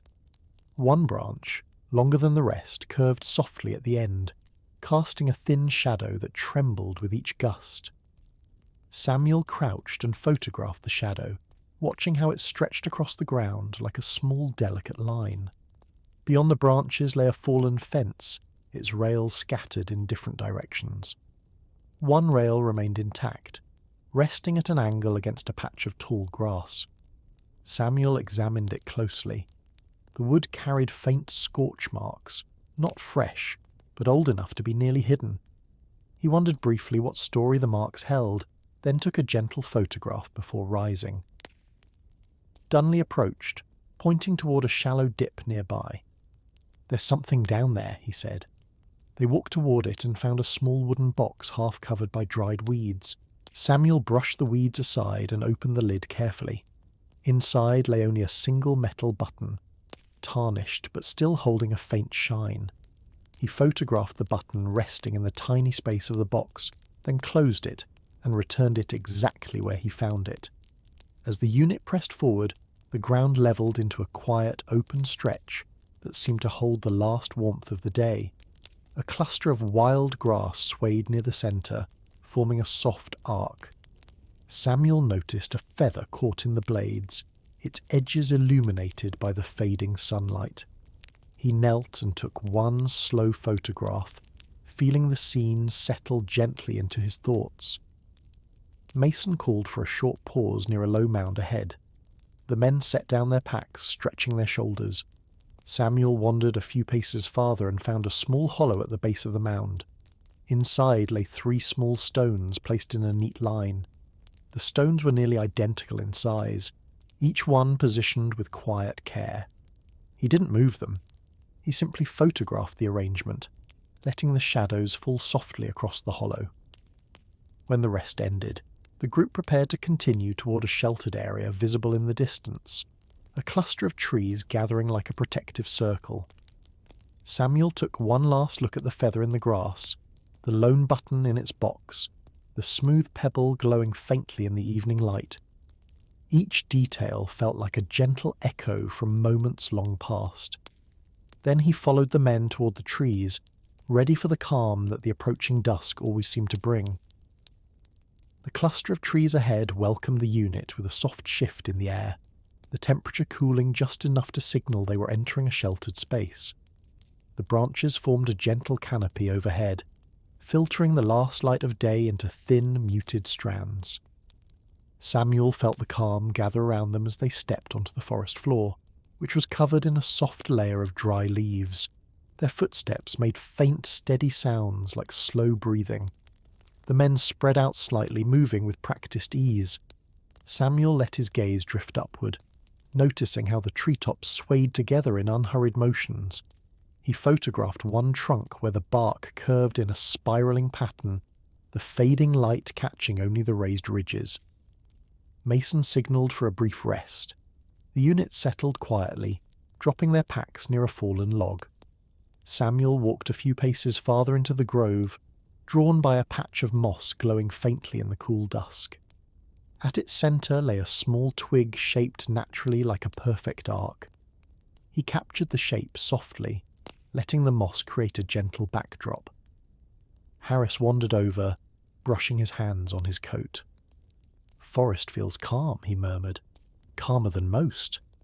"Some spaces carry their own stillness," Samuel replied.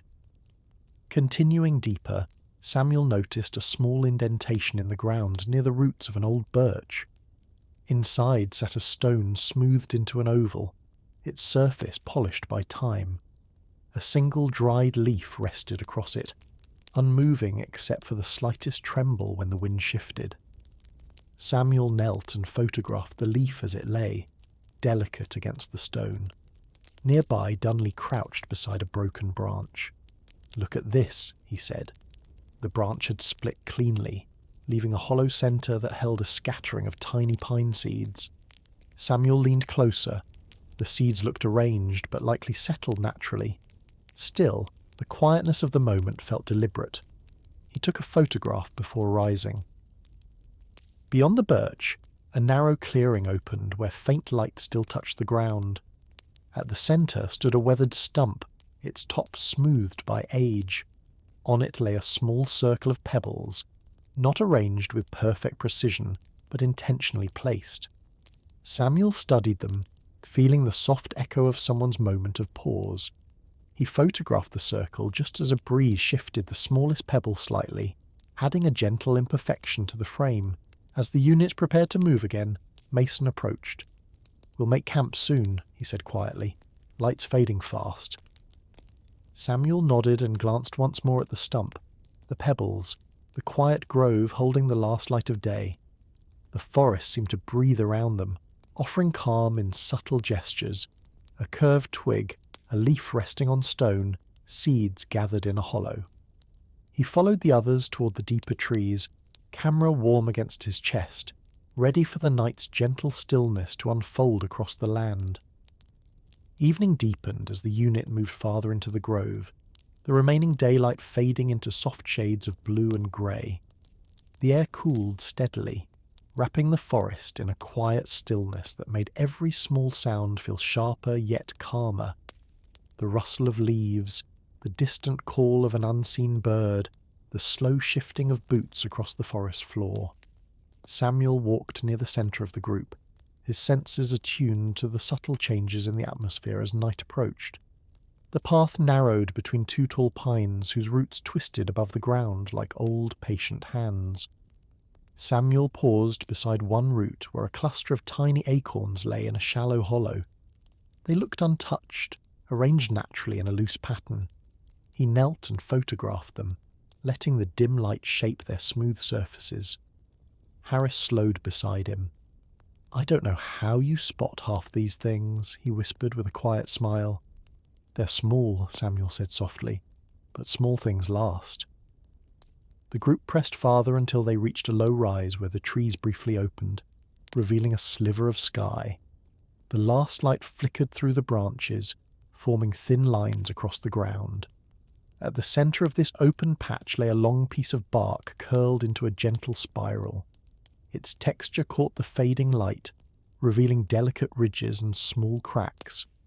Samuel photographed it from a low angle, giving the spiral a sense of depth against the darkening forest.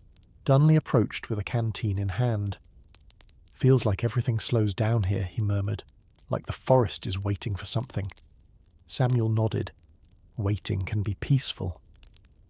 As they moved on, the path dipped toward a shallow trench lined with fallen leaves.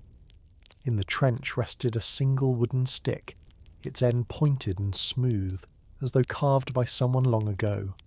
The stick lay perfectly aligned with the trench, almost like a marker. Samuel examined it for a moment before taking a quiet photograph.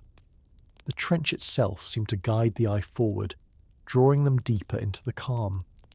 Mason eventually signalled for the men to halt near a small clearing ringed by tall trees. "We'll camp here," he said. "Good cover, soft ground." The unit settled quickly, spreading out to prepare their spaces. Samuel wandered toward the edge of the clearing, noticing a cluster of stones arranged in a short line beside a fallen log. They were nearly identical in size and shape, placed with a care that suggested someone had once sat here, passing time with small arrangements. He photographed the stones, letting the soft shadows add quiet depth. The forest grew darker, the shapes of branches blending together until only faint outlines remained. A soft breeze drifted through, carrying the earthy scent of pine and soil. Samuel returned to the camp just as the others lit a small lantern, its glow forming a warm pool of light against the encroaching night. Sitting beside his pack, he looked out toward the trees, watching the shadows shift as the lantern flickered. He felt the day's calm settle into his chest, not heavy, not bright, but steady. Before lying down, he ran his hand once over the surface of his camera, its familiar weight grounding him. Tomorrow would bring new terrain, new whispers of the land's quiet history. Tonight, he listened to the forest breathing softly around them, letting its stillness carry him into rest. Night settled fully around the clearing, but the forest did not fall silent. Instead, it shifted into a softer world of faint rustles, distant chirps, and the quiet creaking of branches swaying high above. Samuel slept lightly, his senses tuned to the gentle movements of the woods. When dawn finally approached, it came slowly, not as a burst of light, but as a cool grey wash seeping through the trees. The men stirred one by one, rising to the muted calm of the early morning. Samuel sat up, brushing leaves from his coat. The air carried the scent of dew and pine, and the first traces of colour returned to the forest in soft, gradual strokes. He took a moment just to breathe, letting the stillness settle inside him.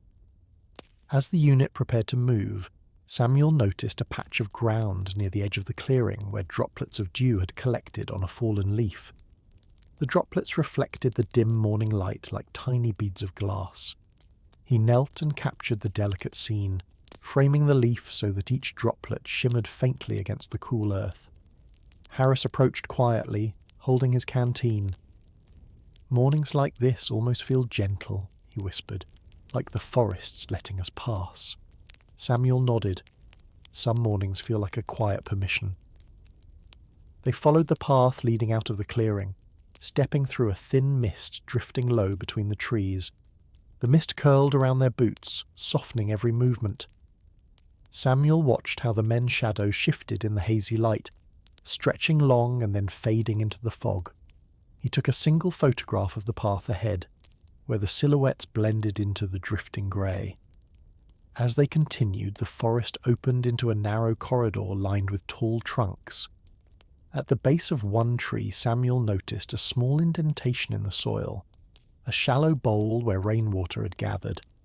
Floating in it was a single pine needle, gently spinning in slow circles. He paused, mesmerized by the quiet motion, and photographed it from above, letting the soft ripples form faint rings in the frame. Dunley caught up with him, wiping his hands on his sleeves. "It's always the tiny things with you," he said with a faint smile. "They're easy to miss." Samuel smiled softly. "Tiny things remember more." The path eventually curved toward a fallen branch lying across the ground. The branch had cracked into two pieces, and between them lay a cluster of small stones arranged naturally by the wind. But one stone caught Samuel's attention, flat, smooth, and shaped almost like an oval coin. It rested at the centre of the small cluster, perfectly placed. Samuel photographed it gently, careful not to disturb the scene. As they neared the edge of the trees, the light brightened. A thin band of sky appeared ahead, signalling open land beyond the forest. Mason raised a hand to slow the men. "We'll pause once we're clear of the trees," he said, "then orient ourselves." Samuel stepped forward, feeling the shift in the air again. Before leaving the forest, he glanced back at the spinning pine needle, the dew-covered leaf, the mist resting between trunks. The woods seemed to breathe behind him, holding its quiet stories with patient calm. He lifted his camera briefly, then followed the others toward the widening light, ready for whatever soft truth awaited beyond the trees. The forest finally released them into a wide stretch of open ground, where the early morning light spread gently across the land. The mist thinned with every step, lifting in slow curls until the air felt clearer, lighter. Samuel took in the change quietly. The shift from enclosed shadows to open brightness always felt like stepping into a new chapter of the day. The path ahead cut through a field of short grass touched by dew. Each blade glimmered softly, catching the pale sunlight in delicate flashes. Samuel slowed his pace, lifting his camera to capture a patch where the droplets clung to the grass in perfect symmetry, turning the simple scene into a soft mosaic of light.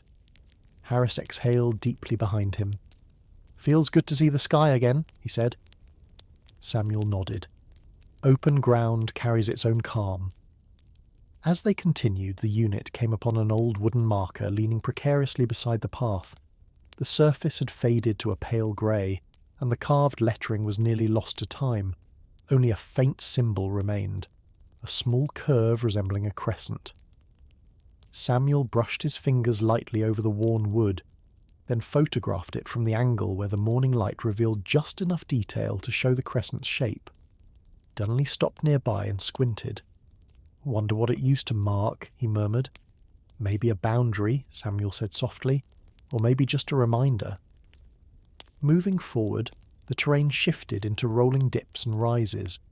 In one shallow dip lay a cluster of dry reeds bent together in a pattern that seemed shaped by wind rather than hands.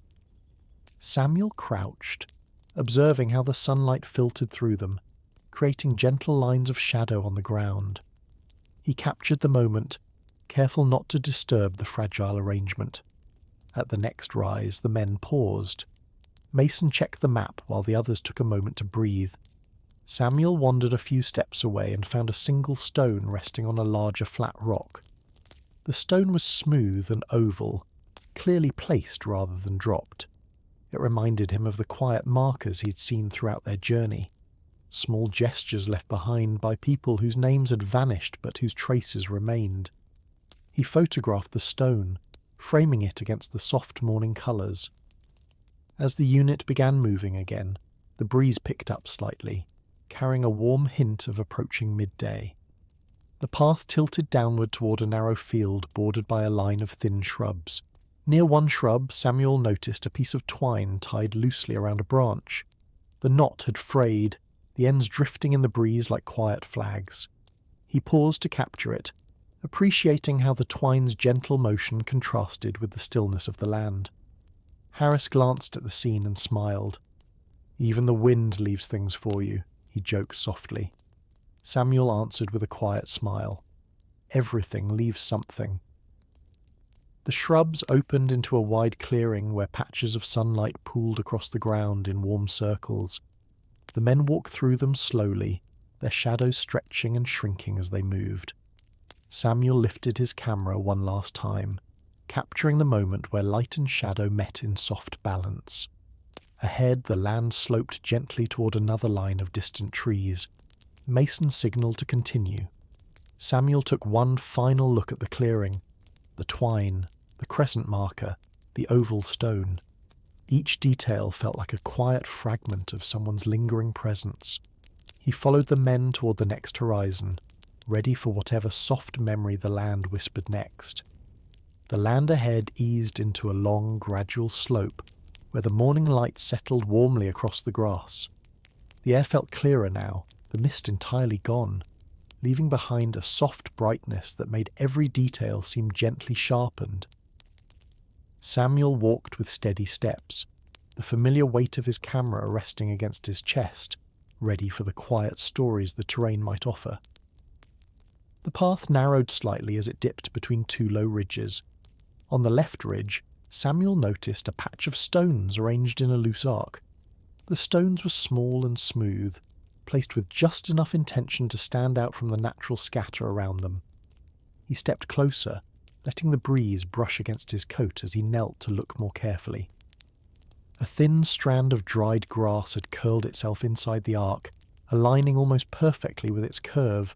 Samuel photographed the scene, allowing the soft light to define the arc's gentle shape. Harris slowed behind him. "You find meaning in the tiniest corners," he murmured. Samuel smiled faintly. "Quiet corners hold the clearest echoes." They continued forward until they reached a half-buried wooden plank lying at an angle in the grass. Its surface was worn smooth, but near one edge remained a faint notch, a single carved line, shallow yet deliberate. Samuel brushed dirt away and studied the mark. Perhaps it had once been part of a larger piece, perhaps a tool or a sign. Now it rested quietly in the open, weathered but patient. He captured it in a soft frame before rising. Farther ahead, the terrain levelled into a broad stretch of ground covered in thin, rippling grass. A single feather lay atop the blades, untouched and bright white against the muted green. The breeze did not move it. It seemed to rest with its own calm weight. Samuel crouched, admiring how the feather's barbs caught the light in thin, delicate lines. He photographed it gently, careful not to disturb the moment. Dunley approached, looking out across the open field. "Feels like the land's been waiting forever for someone to notice these things," he said. "Maybe it has," Samuel replied. The unit pressed onward, climbing a small incline that led to a shallow overlook. From there, the land stretched far ahead in pale layers, blending soft earth tones with distant greens. Samuel felt the quiet of the scene settle into him. The overlook held a single object, a flat piece of slate resting neatly atop a larger stone. The slate had a chipped corner, but its surface was smooth enough to reflect a faint shimmer of sky. Samuel picked it up briefly, sensing its surprising lightness, then placed it back exactly where it had been. He took a slow photograph, framing the slate so the horizon appeared just beyond its edge. Mason approached with quiet steps. "We're making good time," he said. "We'll reach the next shelter before evening." Samuel nodded, letting his gaze drift once more across the gentle sweep of land.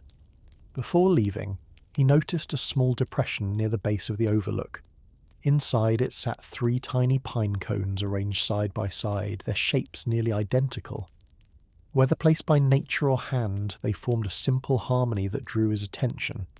He photographed them softly, a final quiet offering from this stretch of ground.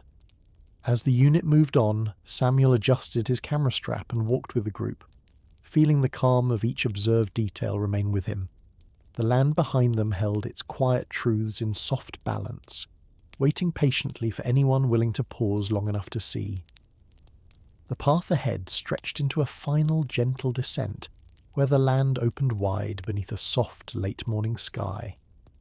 The breeze moved slowly here, brushing over the grass with a warm, steady calm that felt almost like a quiet farewell. Samuel walked at an even pace, letting the air settle around him, the weight of his camera familiar and grounding against his chest. The unit moved with a relaxed rhythm now.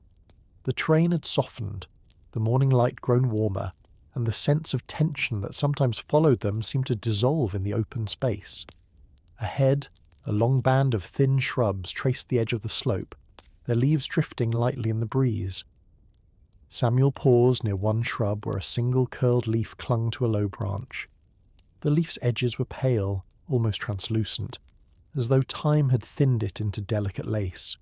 He photographed it gently, allowing the background blur to soften the tiny veins into a calm pattern. Farther down the slope, the men reached a small clearing ringed by smooth stones. One stone stood slightly apart from the rest, a tall oval shape with a vertical crack running down its centre. Inside the crack grew a thin line of bright green moss, a quiet streak of persistence. Samuel knelt, adjusting his angle until the crack aligned perfectly in the frame. He pressed the shutter softly, capturing the way the moss glowed against the grey stone. Harris came to stand beside him. "It's strange," he murmured. "We've crossed so much ground, and it's the small things that stay with me." Samuel nodded. Small things stay because they don't demand attention. As the unit continued, the slope levelled into an open stretch, dotted with dried stems and patches of soft earth. Samuel noticed a shallow indentation in the ground where rainwater had once pooled. At its centre lay a lone twig shaped like a gentle curve, almost like a quiet gesture drawn by the land itself. He photographed it, appreciating how the twig's shadow made a thin echo across the earth. Dunley approached, pointing toward a faint shape ahead. "There's something there," he said. Near the edge of the clearing stood a weathered wooden post, the last remnant of something long gone. A faded strip of cloth hung from a small nail near the top, fluttering lightly with each gust of wind. Samuel touched the cloth gently. It felt fragile, sun-worn, yet steady enough to sway without tearing. He photographed it with the sky behind it, letting the light filter through the thin threads. Beyond the post, the land stretched into a quiet horizon. Mason called for a final rest before they moved on. The men set down their packs, settling into the grass with tired but peaceful breath. Samuel wandered a short distance from the group, drawn by the stillness. He found a small patch of wildflowers, thin, pale blossoms standing in a loose cluster, their petals trembling softly. He captured them in a final photograph, the soft light wrapping them gently. For a long moment, he simply stood there, feeling the weight of everything he had seen, the scattered objects, the quiet traces left by unknown hands, the calm spaces between each step. None of it told a full story, yet each piece carried a small truth about the world they walked through. As the unit rose to continue their march, Samuel took one last look at the open land behind them. The breeze moved softly through the grass, carrying with it the quiet echoes of the morning. He lifted his camera once more, not to take a picture, but simply to hold it, a reminder of why he walked, why he watched, why he listened. Then he followed the men forward, steady and calm, carrying with him the gentle truth he had found, that even on the front lines, the world never stopped offering small, enduring moments of peace to those willing to see.